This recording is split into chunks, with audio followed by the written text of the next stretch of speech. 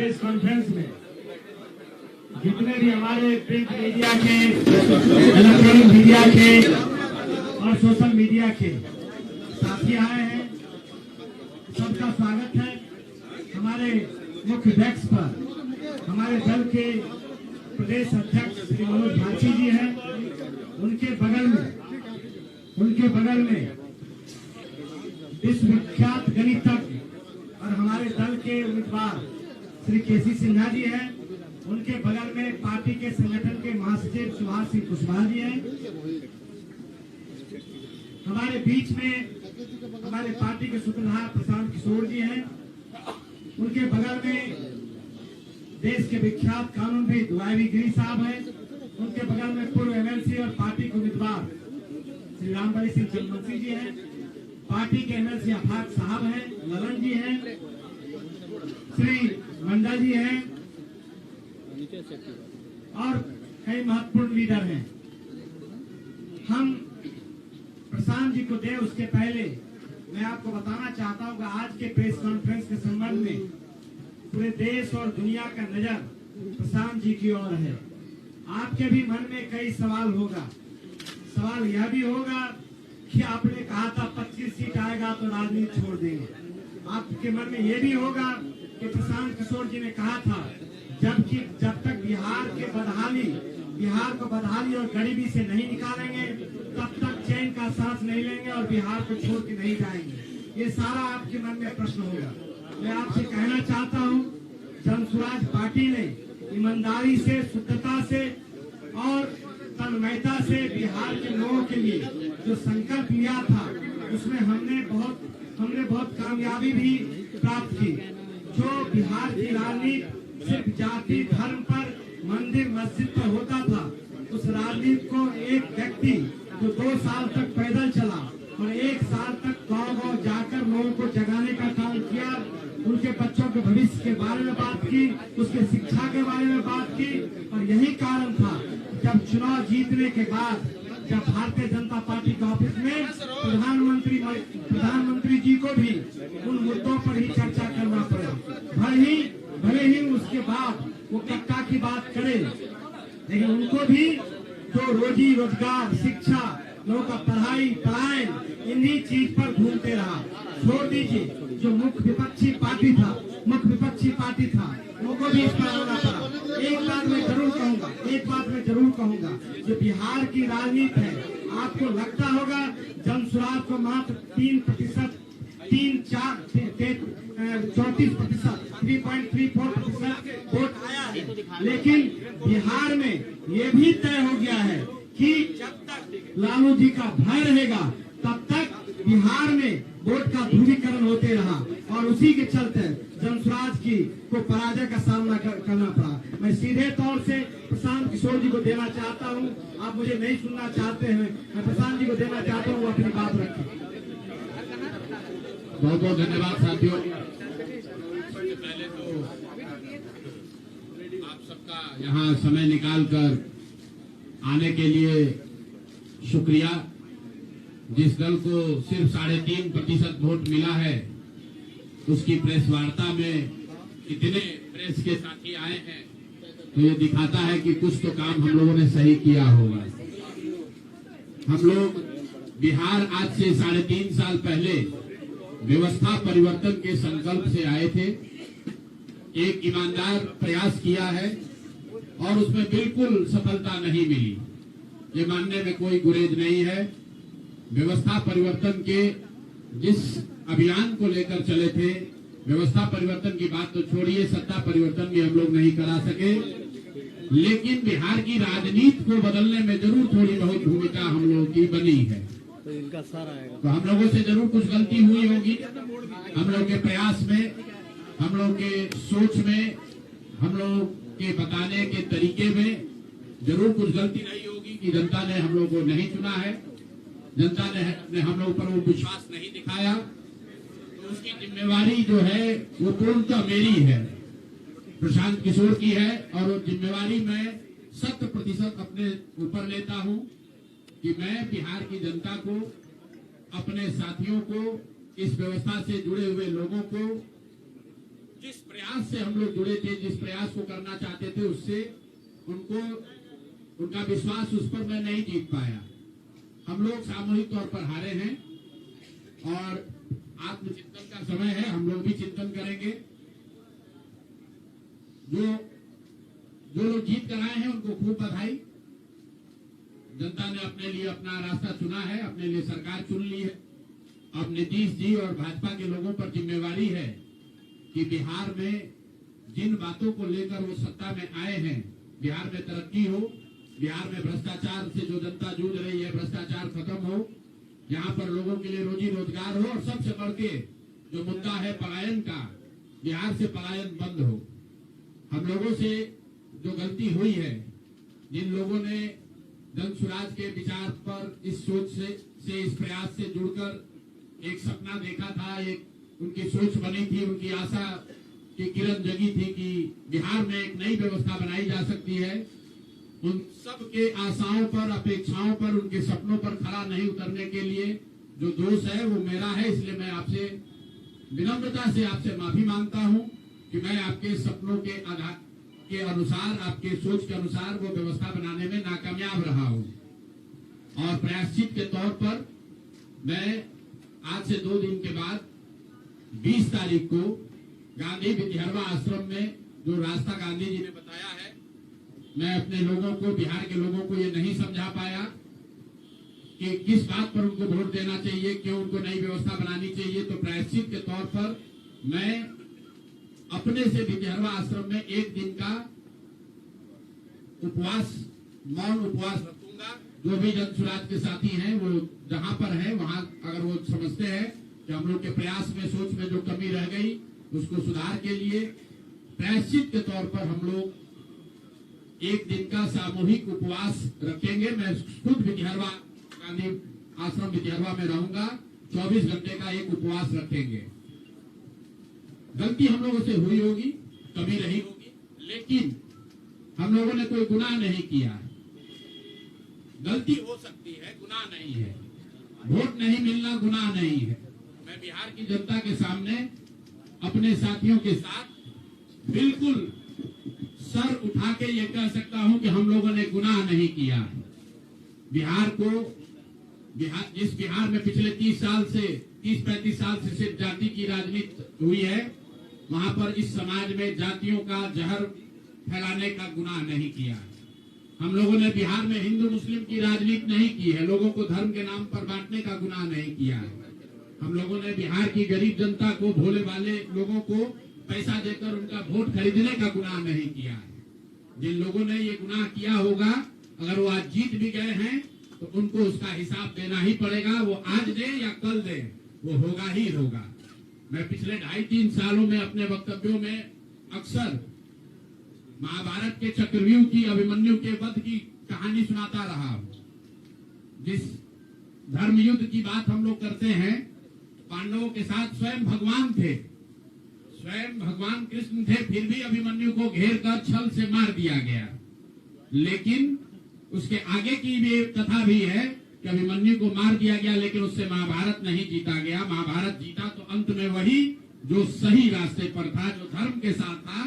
तो आप निश्चित जानिए कि जीत तो जन स्वराज की ही होगी। आज जरूर धक्का लगा है और उसके लिए जो कुछ भी कमी है उसको सुधारा जाएगा और उतनी ही ताकत से फिर खड़े होंगे।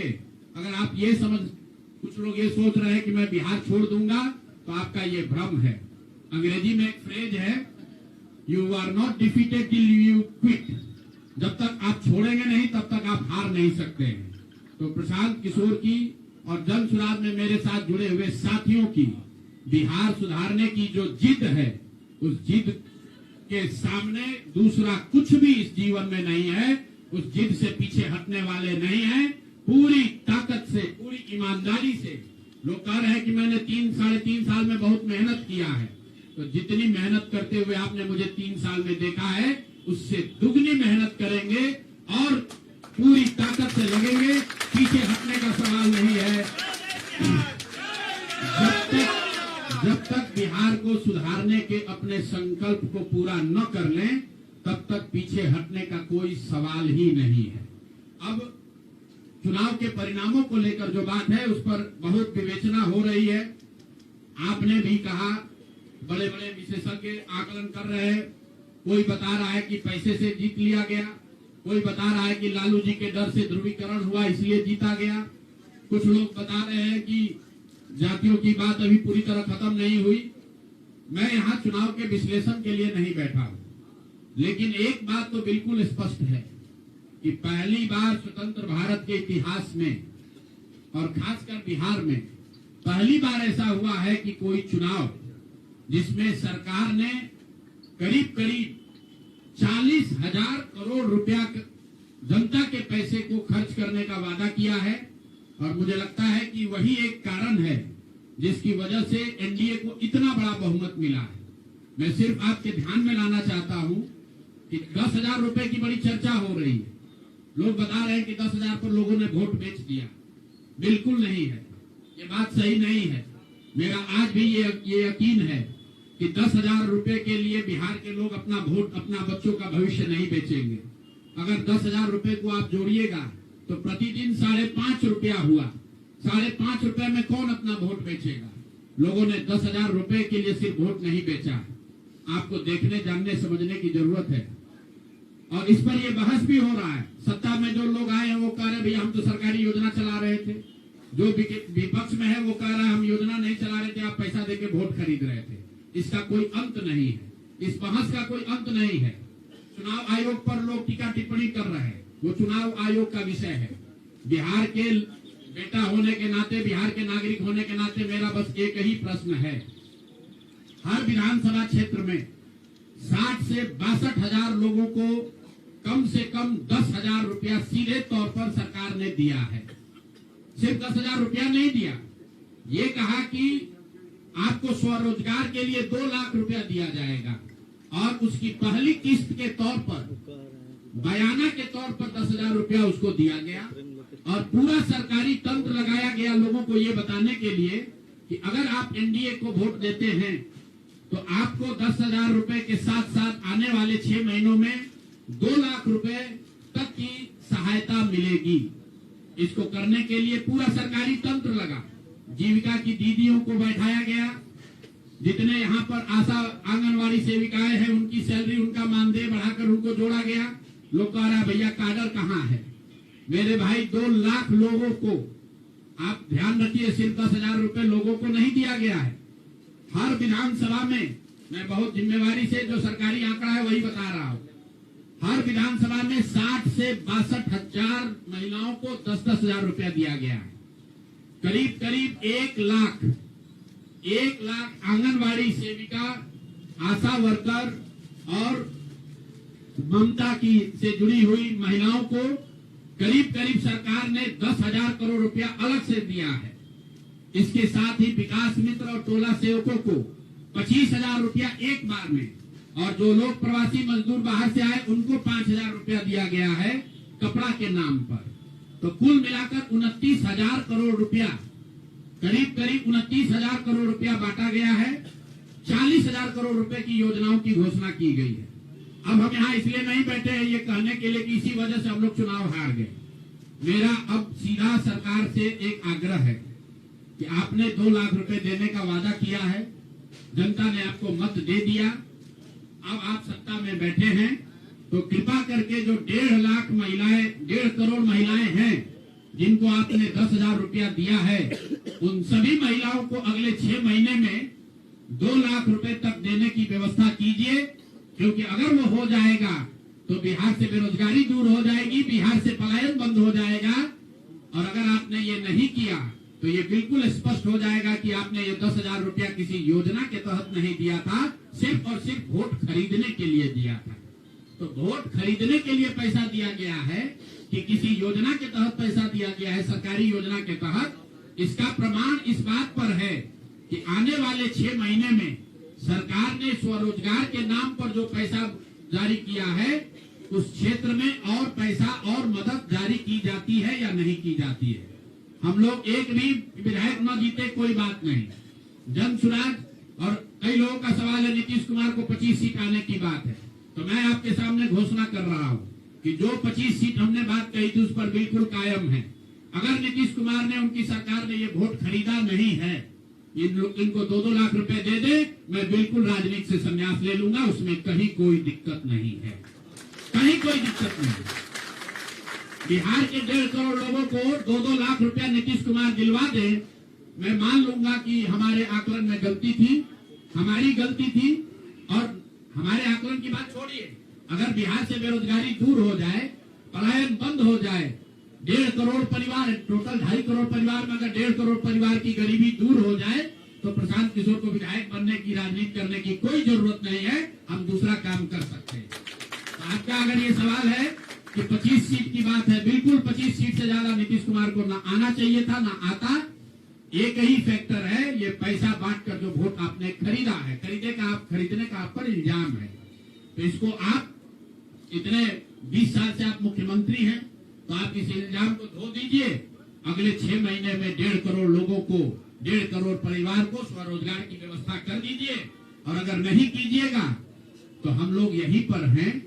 मैं आपके सामने एक नंबर जारी कर रहा हूं, मेरा अपना व्यक्तिगत ऑफिस का 91-216 जितने लोग हैं, जिनको भी 10,000 रुपया का बयाना नीतीश कुमार सरकार ने, अधिकारियों ने, जीविका की दीदियों के माध्यम से दिया है, इस आश्वासन के साथ कि अगर आप नीतीश कुमार को, एनडीए को वोट देंगे तो आपको 2 लाख रुपया 6 महीना में मिलेगा। तो मेरे भाई, अब समय चालू हो गया, आप आ गए हैं सत्ता में और हम लोग आराम से बैठे हुए हैं बिहार में। हर वो महिला, हर वो परिवार जिसको 2 लाख रुपया नहीं मिलता है, आप प्रशांत किशोर से संपर्क कीजिए, आप जनसुराज से संपर्क कीजिए। अब सलाह का समय खत्म हुआ, अब संघर्ष का समय शुरू होगा। हमने 3.5 साल लोगों को सलाह दिया है, हमने 3.5 साल लोगों को जाकर घर घर हाथ जोड़ा है, कभी वोट नहीं मांगा। लोगों को यही कहा कि अपने बच्चों के लिए वोट दो, अच्छे लोगों को जिताओ। लोगों ने अपने हिसाब से अच्छे लोगों को जिताया है। जिन मुद्दों पर जिताया है उसका मैं स्वागत करता हूं कि स्वरोजगार ही सबसे ज्यादा जरूरी है। उसका वादा एनडीए की सरकार ने किया है, नीतीश कुमार ने किया है, और 10-10 हजार रुपया बानगी के तौर पर, एडवांस के तौर पर उन महिलाओं को दिया है।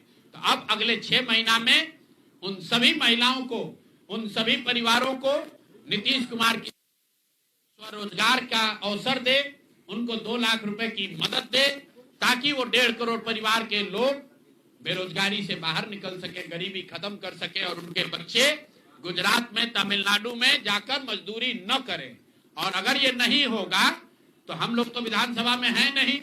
जनता ने जो आदेश दिया है कि गांव-गांव घूमिए और लोगों की मदद कीजिए, तो जिनको भैया ये 2 लाख न मिले वो प्रशांत किशोर के पास चले आइए, जनसुराज के साथियों के पास आइए। आपकी आवाज बनकर, आपके साथ खड़े होकर ब्लॉक, पंचायत, डिस्ट्रिक्ट के ऑफिसेज में, सरकारी दफ्तरों में हम लोग चलेंगे। जरूरत पड़ेगा नीतीश कुमार, क्योंकि उन्होंने कहा है कि 10,000 रुपया जब मैं जीत कर आऊंगा आपको 2-2 लाख रुपए दूंगा, ताकि सब लोग अपने पैर पर खड़े हो जाएंगे। तो जनसुराज के लोग अब ब्लॉक में, और जिन लोगों ने, आपने सुना होगा सहारा में लोगों को कहा गया पैसा डबल हो जाएगा, सहारा के जिन लोगों ने एजेंट बनकर समाज सहारा में पैसा जमा कराया, सहारा वाले भाग गए तो लोग एजेंट को खोज रहे हैं। तो जो सरकारी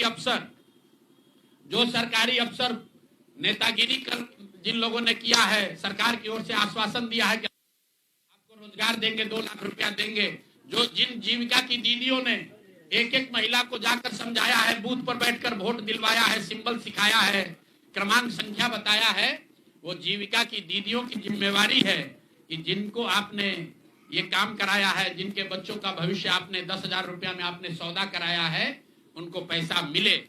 और अगर वो 2 लाख रुपया नहीं मिलेगा तो 6 महीने का समय है। 6 महीने के बाद हर वो व्यक्ति जिसको पैसा नहीं मिले, उसके लिए जनसुराज का, प्रशांत किशोर का दरवाजा खुला हुआ है। हम लोग आपकी आवाज बनेंगे, आपके साथ खड़े होंगे। हम लोग विधायक सांसद नहीं है, लेकिन समाज में हमारी ताकत जो आवाज है, आपके वो आवाज आपके साथ जोड़ेंगे और हर हालत में आपको ये 2 लाख रुपया मिले, इसकी लड़ाई को जारी रखेंगे। दूसरी बात जो कह के मैं खत्म करूंगा, चुनाव से पहले सरकार के भ्रष्टाचार को लेकर इसी जगह पर हम लोगों ने कई प्रेस कॉन्फ्रेंस किए हैं। नीतीश कुमार को कभी व्यक्तिगत तौर पर बेईमान नहीं बताया गया है, भ्रष्ट नहीं बताया गया है।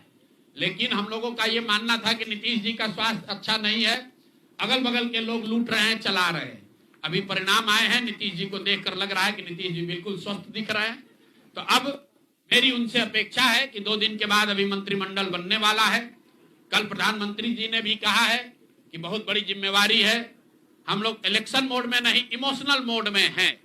तो उसी इमोशनल मोड में मेरी आपसे अपेक्षा है कि भारतीय जनता पार्टी की लीडरशिप और नीतीश कुमार एक ऐसा स्वच्छ मंत्रिमंडल बनाएं जिसमें कोई दागी मंत्री न हो, कोई भ्रष्टाचारी न हो। जनता सरकार बनाने का मैंडेट दिया है, भ्रष्टाचार करने का, भ्रष्टाचारियों को सरकार में शामिल करने का मैंडेट नहीं दिया है, भ्रष्टाचार करने का मैंडेट नहीं दिया है, लूटने का मैंडेट नहीं दिया है। तो मैंडेट, बिल्कुल मैंडेट का सम्मान है। जनता लोकतंत्र है, जनता मालिक है, जनता ने जिनको सत्ता में बैठाया है वो सत्ता में बैठे, लेकिन सत्ता में बैठकर लूटने का मैंडेट जनता ने नहीं दिया है। तो मेरी अपेक्षा है कि नीतीश जी, माननीय प्रधानमंत्री मोदी जी, अमित शाह जी, जिन्होंने बिहार की जनता को ये बताया है कि हम आपका विकास करेंगे, आपके बच्चे अब गुजरात नहीं जाएंगे मजदूरी करने, तो भाई अब आपकी जिम्मेवारी है ऐसा मंत्रिमंडल बनाइए ताकि बिहार के लोगों का पलायन बंद हो, यहाँ से बेरोजगारी खत्म हो, और जो पिछले 5 साल से लोग भ्रष्टाचार से जूझ रहे हैं वो आगे भ्रष्टाचार न हो। मेरी बात यहाँ खत्म हुई। अब आपके जो सवाल हैं वो आप सवाल कर सकते हैं। बहुत बहुत धन्यवाद।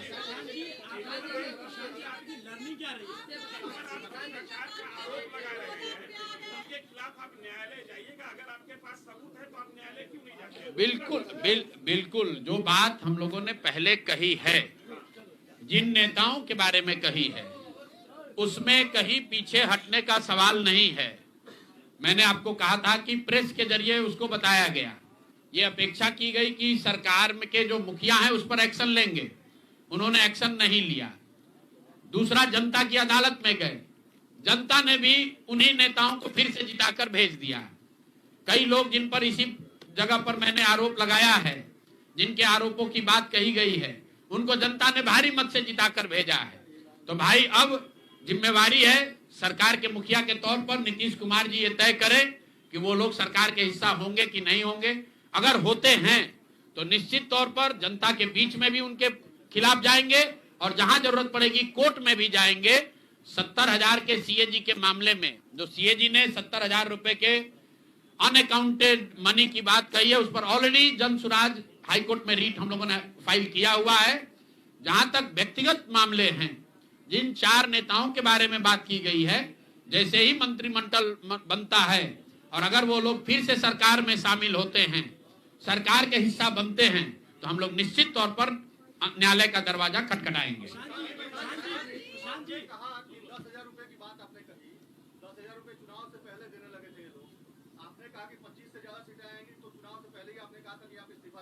जी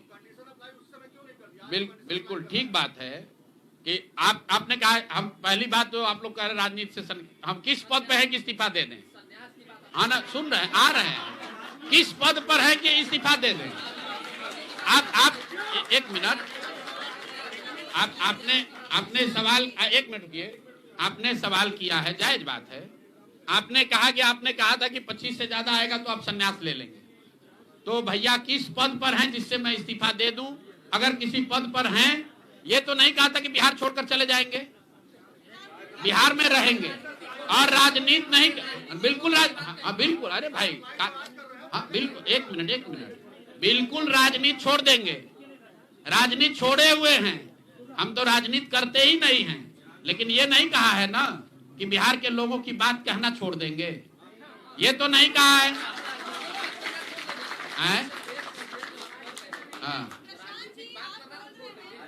नहीं, आपने ऐसा है, हमने कहा कि अगर 25 से ज्यादा सीट आएगा तो राजनीति छोड़ देंगे, बिल्कुल बात पर कायम है।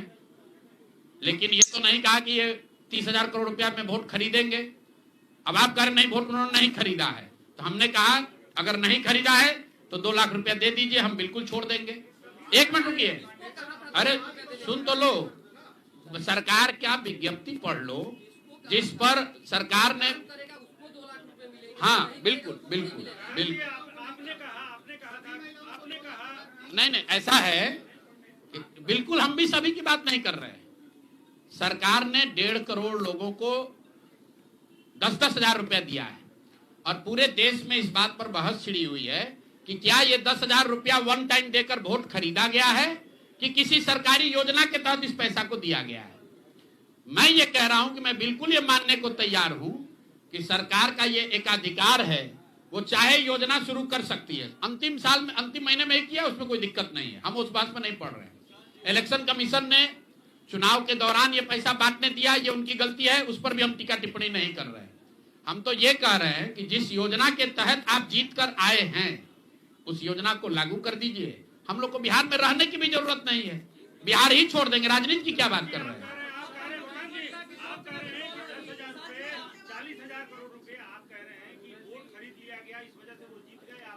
ना हम नहीं हारे, हम हार नहीं, हम तो रेस में ही नहीं है, हम तो रेस में ही नहीं है। हम आपको ये बता रहे हैं कि जो बात नीतीश कुमार के जीतने की है, जीत और हार के बीच में एक ही बात है कि क्या नीतीश कुमार जी ने, उनकी सरकार ने ये हर विधानसभा में 60,000 वोट 10,000 रुपया देकर खरीदा है कि नहीं खरीदा है, इस पर बात है। और मैं ये एक मिनट रुकिए, चुनाव से पहले ही कहा है और चुनाव के पहले ही की बात हो रही है। और अरे आप क्या चाहते हैं? हम कहते हैं कि हम राजनीति से संन्यास ले रहे हैं इसलिए आप आए हैं? मेरे भाई, अगर ऐसा है, हमने आपको भाई आप लोग जितने लोग आए हैं, हमने बिल्कुल स्पष्ट आपको कहा कि नीतीश कुमार ने प्राइमा फेसी जो दिख रहा है कि सरकार ने 10,000 रुपया देकर वोट खरीदा है, लेकिन मेरे पास उसका कोई प्रमाण तो है नहीं। सरकार कह रही नहीं है तो सरकारी योजना के तहत दिए हैं। योजना की जो गजट ऑर्डर है वो देख लीजिए, उसमें लिखा क्या है कि 10,000 रुपया आपको स्वरोजगार के लिए महिलाओं को दिया जा रहा है और जरूरत के मुताबिक अगले 6 महीने में उसमें लिखा है कि अगर आपकी योजना सरकार ठीक है, वही बात। अरे भाई, हम हिंदी में लिखा है, उसको फिर से जारी कर देंगे, सब लोग पढ़ लेगा। सरकार ने ये नहीं कहा कि ये 10,000 वन टाइम पेमेंट है, उन्होंने कहा कि स्वरोजगार की योजना की तहत आपको 10,000 रुपया दिया जा रहा है और अगर एडवांस पैसा, एक मिनट रुकिए, और 2 लाख रुपया अगर आप स्वरोजगार में का काम करेंगे, अगर आप अपने पैर पर खड़े होने की योजना करेंगे तो 6 महीना में आपको 2 लाख रुपया और दिया जाएगा। अगर 1.5 करोड़ महिलाओं में 5 लाख महिलाओं को भी ये 2 लाख रुपए दे दे, इस बात पर हम कायम हैं कि हमको राजनीति छोड़कर बाहर चले जाना चाहिए। बिल्कुल। अब फिर अब 5 लाख भाई, एक मिनट रुकिए। आप लोग इतना वरिष्ठ पत्रकार हैं, इतना बात को पकड़े हुए हैं, और हम लोग बात से हटने वाले लोग नहीं हैं। हम नीतीश कुमार नहीं हैं जो सदन में खड़ा होकर कहेगा कि मिट्टी में मिल जाएंगे, भाजपा में नहीं जाएंगे, और उसी बात पर उनको महान पुरुष आप बता रहे हैं। सुनिए, हम अपनी बात पर कहें,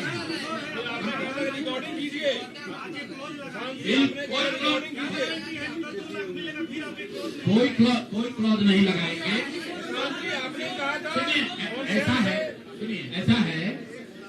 ऐसा है, आपने कॉन्फिडेंस से कहा था। अरे बिल्कुल कॉन्फिडेंस से नहीं, लिख के दिया है कि अगर आप लेकिन उसमें ये नहीं कहा था कि 10,000 रुपया में आप वोट खरीदिएगा। अगर हर विधानसभा में 10,000 रुपया नहीं दिया गया है तो आप बता दीजिए ये सत्य नहीं है। आप कह रहे हैं कि आप राजनीति छोड़ दीजिए, तो हम राजनीति के किस पद पर हैं जिसको छोड़ दें? आप बता दीजिए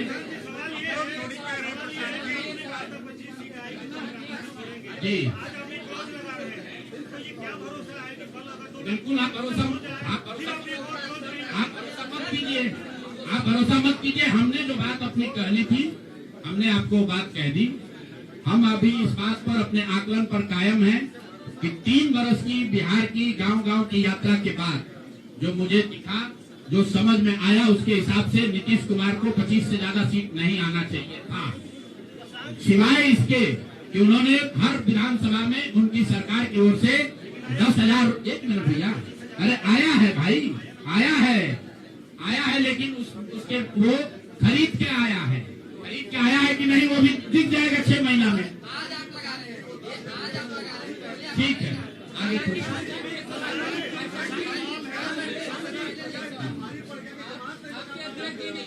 बिल्कुल, ये हमने आपको अपने वक्तव्य में कहा कि हम लोग बिल्कुल असफल साबित हुए।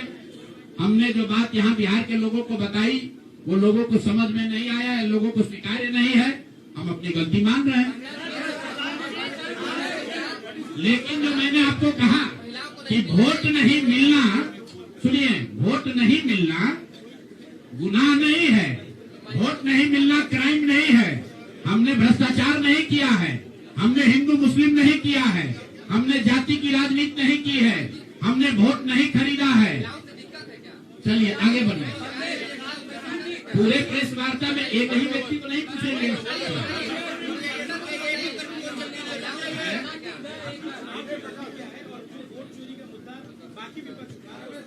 मैं वोट चोरी के मुद्दे पर हम लोग का स्टांस जो है वो बिल्कुल क्लियर है पहले दिन से। ये बिहार का मुद्दा नहीं है। जो चुनाव की पूरी प्रक्रिया है उसमें वोटर लिस्ट बनने से लेकर आचार संहिता के अनुपालन का, वोटिंग के दिन के, जैसे यहाँ पर आप जीविका की दीदियों को बाकायदा आपने मोबिलाइजर बनाकर सरकारी व्यवस्था के तहत बूथ में बैठाया है।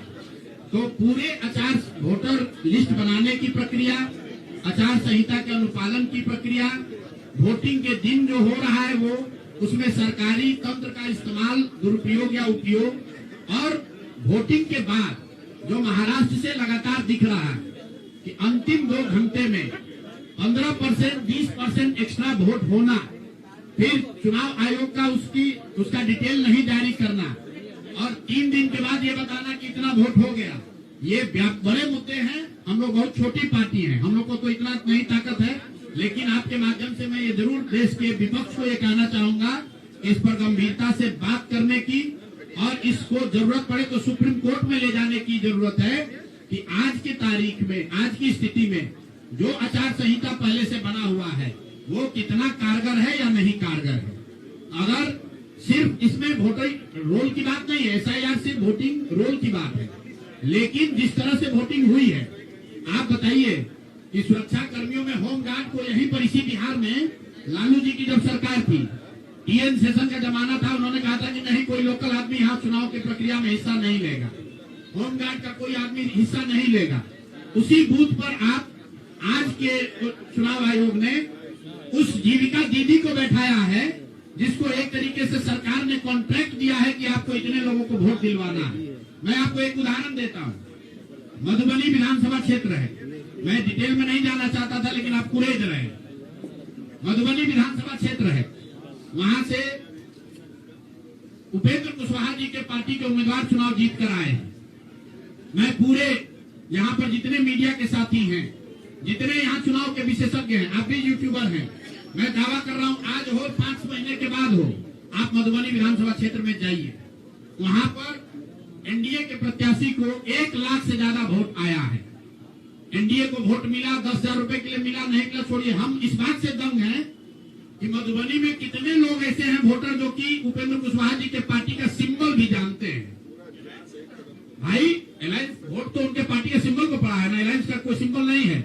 तो आखिर रातों रात पूरे मधुबनी क्षेत्र में, और क्या हुआ मैं नहीं कह रहा हूँ, मैं आपको और आपके जरिए पूरे देश के लोगों को ये बताना चाहता हूँ कि जो भी लोग सर्वे, सेफोलॉजी, पत्रकारिता, राजनीति में इंटरेस्ट रखते हैं, आप सैंपल के तौर पर कोई 5 कंस्टिट्यूंसी उठा लीजिए, और जहां पर भाजपा और जदयू के उम्मीदवार नहीं लड़ रहे थे, वो दल लड़ रहे थे जिनका कोई सिंबल भी नहीं जानता है, नाम भी नहीं जानता है, उसको 1 लाख, 1.25 लाख वोट कैसे आया है? हमारे पास कोई प्रमाण नहीं है कि वो वोट कैसे आया, लेकिन राजनीतिक सामाजिक क्षेत्र में जुड़े होने के नाते ये आश्चर्य का विषय है कि जिस मधुबनी क्षेत्र में लोग ये नहीं जानते हैं कि कौन सा प्रत्याशी लड़ रहा है, कौन सा पार्टी लड़ रही है, उस पार्टी का सिंबल क्या है, उसको 1.25 लाख वोट आया है। और जो लोग वहाँ जीवन भर राजनीति कर रहे हैं उनको वोट नहीं आया। संभव है उनको इतना समर्थन है, लेकिन मेरा आपसे आग्रह ये, भाई देखो, एक मिनट आप रुक, आपका सवाल 10 ले चुके हैं, और भी तो लोग हैं, आपका एक और ले लेंगे, आप शांति से बैठिए, ऐसा मत घबराइए, हम यहाँ बैठे हुए हैं। और मेरा आपसे अनुरोध है, मैं कोई आरोप नहीं लगा रहा हूँ, लेकिन मधुबनी जैसे 5 सीट का मैं आपको हवाला देना चाहता हूँ, जहाँ पर चुनाव के 12 दिन 15 दिन पहले ये तय हुआ कि कौन पार्टी चुनाव लड़ेगी। उस पार्टी का नाम कोई नहीं जानता है, उसका सिंबल कोई नहीं जानता है, और 1,20,000 वोट अगर किसी विधानसभा में आ रहा है, इसका मतलब है कि हर घर से 2 से 3 वोट आया है। आपको आंधी दिखनी चाहिए वहां पर। ये मतलब विधानसभा के स्तर पर 1,20,000 वोट लाना साधारण बात नहीं है। 1,20,000 वोट आया है। कैसे आया है?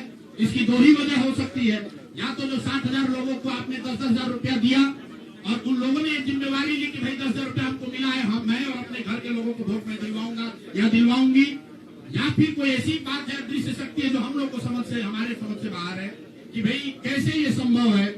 और मैं ये नहीं कह रहा हूँ कि वहाँ वोट कैसे पड़ा, मैं आपको खुली चुनौती दे रहा हूँ, आज चलिए मधुबनी। मैं 3 दिन से प्रेस इसलिए नहीं कर रहा हूँ कि मैंने अपने लोगों को वहाँ भेजा है, और मधुबनी में मैंने कहा भाई पूछो तो कि उपेंद्र कुशवाहा जी के पार्टी का सिंबल क्या है। 30% लोग को सिंबल नहीं मालूम है कि सिंबल क्या है, और उनको 1 लाख से ज्यादा वहाँ वोट आया है। मुझे उपेंद्र कुशवाहा जी से कोई लड़ाई नहीं है, उनको उनके पार्टी के प्रत्याशी से कोई मुझे लेना देना नहीं है। मेरा सिर्फ ये कहना है कि ऐसी कौन सी विधा है कि हम लोग 3-3 साल एक विधानसभा में घूम रहे हैं, लोगों को ये नहीं मालूम है कि जनसुराज का चुनाव चिन्ह क्या है, और ये लोग 10 दिन चुनाव के पहले आए। उस पार्टी का नाम मधुबनी शहर में लोग नहीं जानते हैं, उस पार्टी का सिंबल घर घर पहुंच गया और उसको 1,20,000 लोगों ने वोट दे दिया। तो मेरे भाई, ये बहुत बड़ी चुनाव की विधा है।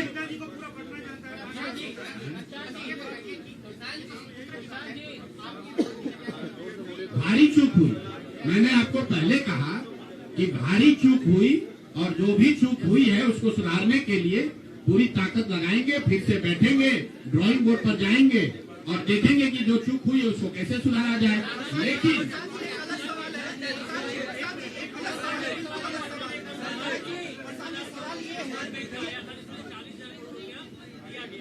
नहीं, जो टोटल पैसा सरकार ने अनाउंस किया है सितंबर अक्टूबर में, अगस्त और सितंबर को अगर आप जोड़ लेंगे तो कुल 18 योजनाओं की सरकार ने घोषणा की है। उसमें कोई गलती नहीं है। चुनाव के समय जो सत्तारूढ़ पार्टी होती है वो नए योजनाओं की घोषणा को करते ही है। कुल जो सरकार ने घोषणा की यहाँ, फ्री इलेक्ट्रिसिटी से लेके युवाओं को बेरोजगारी भत्ता, 10,000 रोजगार के लिए, सारी बातें ठीक है। इसका टोटल बजट हुआ 40,000 करोड़।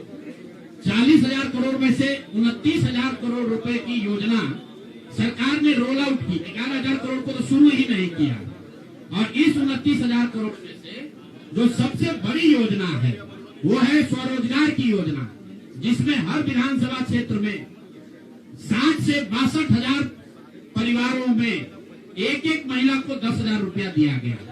और ये कहा गया, सिर्फ 10,000 रुपए पर लोगों ने वोट नहीं दिया गया, लोगों को ये कहा गया कि अगर आप वोट देते हैं तो आपको आने वाले समय में 2 लाख रुपए तक की राशि स्वरोजगार के लिए मिलेगी।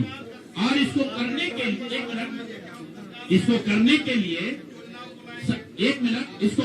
के लिए सरकार ने जीविका दीदी का पूरा जो नेटवर्क है, 1 लाख से ज्यादा जीविका की दीदियों को और आंगनवाड़ी सेविकाओं को, आशा वर्कर को, और जो टोला सेवक है, विकास मित्र है, उनको लैपटॉप खरीदने के लिए 25,000 रुपया दिया गया 1 टाइम।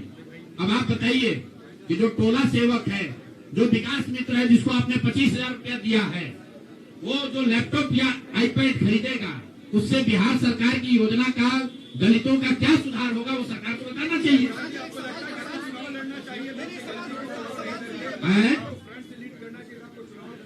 भैया ऐसा है कि जब हमारी बात को जनता ने माना ही नहीं है तो हम लड़े या न लड़े। इमरान, एक मिनट रुकिए, आज सुनिए, एक सवाल आपने पूछा या तो जवाब दे लें। इमरान खान ने अपनी पार्टी शुरू की थी पाकिस्तान में, आज से करीब 25-30 साल पहले, और वो खुद पहले चुनाव में 7 जगह से चुनाव लड़े। उनकी पार्टी तो हारी हारी, वो 7 जगह से खुद भी हारे। तो मेरे चुनाव लड़ने नहीं लड़ने का वो एक टेक्निकल बात है, उस पर चर्चा हो सकती है। कुछ लोगों का ऐसा मानना हो सकता है कि मेरे लड़ने से फायदा होता, कुछ लोगों का ऐसा मानना है कि मेरे लड़ने से फायदा है, वो अलग विषय है। मैं तो आपको पहले एक लाइन में स्वीकार कर रहा हूँ कि 3 वर्ष में जन स्वराज ने जो भी प्रयास किया उसको बिहार की जनता ने स्वीकार नहीं किया।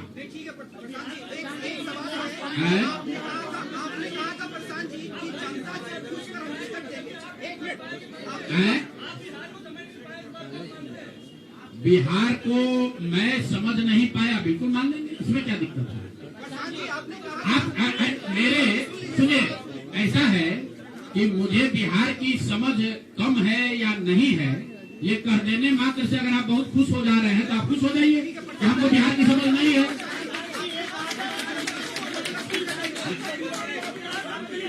मेरे भाई ऐसा है, अगर हमने हमारे आप बिल्कुल ठीक बात है, नहीं समझे तो 3 वर्ष अगर पैदल चल रहे थे तो बिहार को समझने के लिए एक चल रहे थे, और फिर और चलेंगे, फिर जाएंगे।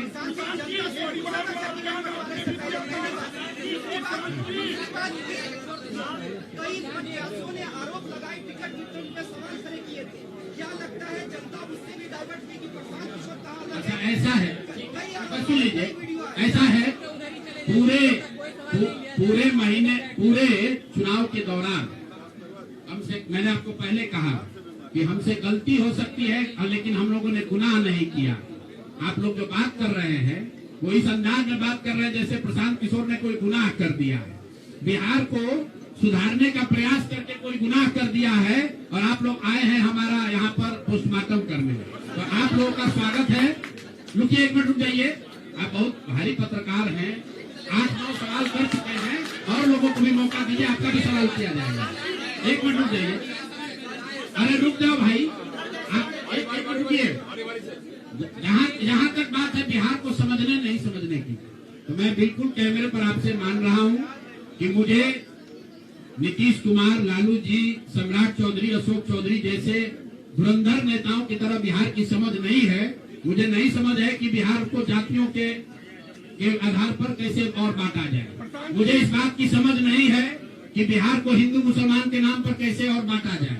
मुझे ये समझ नहीं है कि 10,000 रुपया देकर कैसे वोट और खरीदा जाए।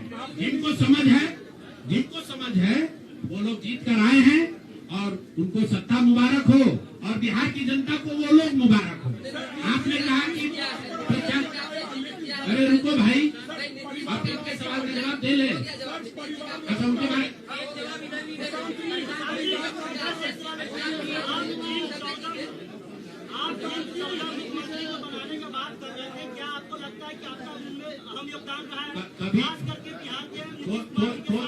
कोई योगदान नहीं है।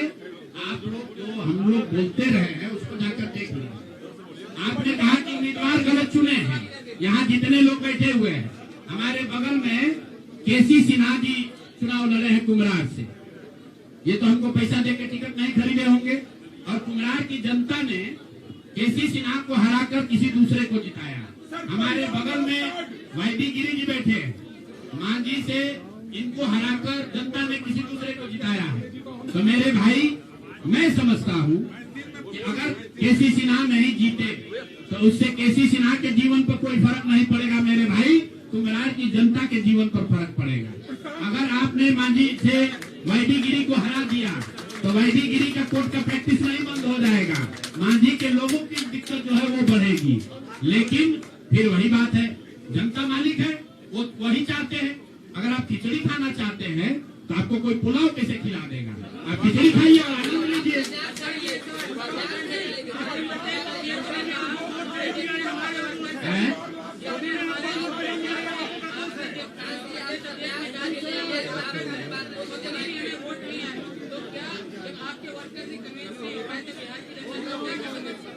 ठीक बात है, हमने आपको पहले कहा कि जो कुछ भी हम लोगों ने प्रयास किया उसमें जनता को हम लोग नहीं समझा पाए, और उसका दोष हम पर है, उसकी जिम्मेवारी हम लोगों पर है, और लेकिन अगर नहीं समझा पाए तो उसको समझाने की जो आगे की जिम्मेवारी है वो भी हम ही पर है।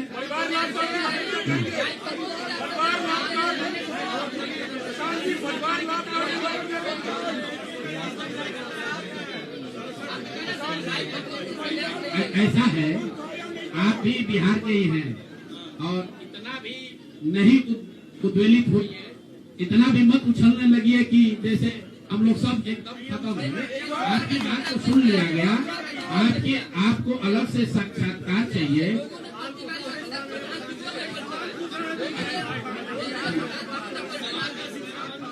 चलिए आगे बढ़िए।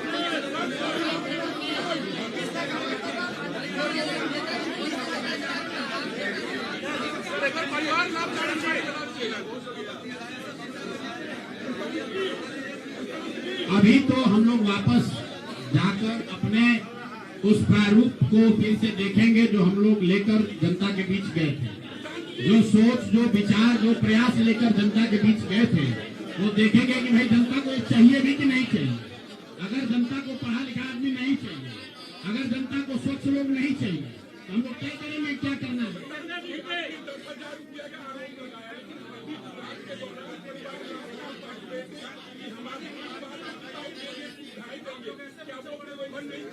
तो लोग देखिए, चुनाव के दौरान वादा करना एक बात है और किसी को रुपया दे देना दूसरी बात है। पहली बार देश के इतिहास में ऐसा हुआ है कि वोटिंग के पहले 2 दिन पहले, 4 दिन पहले आपको बजाबता घर बुलाकर 10,000 रुपया दिया गया है और ये कहा गया है कि आप अगर एनडीए को वोट देंगे, नीतीश कुमार को वोट देंगे तो आपको 2 लाख रुपए तक की और राशि आगे मिलेगी। ऐसा इस देश के राजनीतिक इतिहास में पहले कभी नहीं हुआ। ऐसा कभी नहीं हुआ है कि आचार संहिता के बाद, आचार संहिता लागू होने के बाद आप एक विधानसभा क्षेत्र में 60 से 62,000 महिलाओं को 10,000 रुपया दे रहे हैं और आप राजनीतिक सूचिता की बात करते हैं। ये बात उचित नहीं है।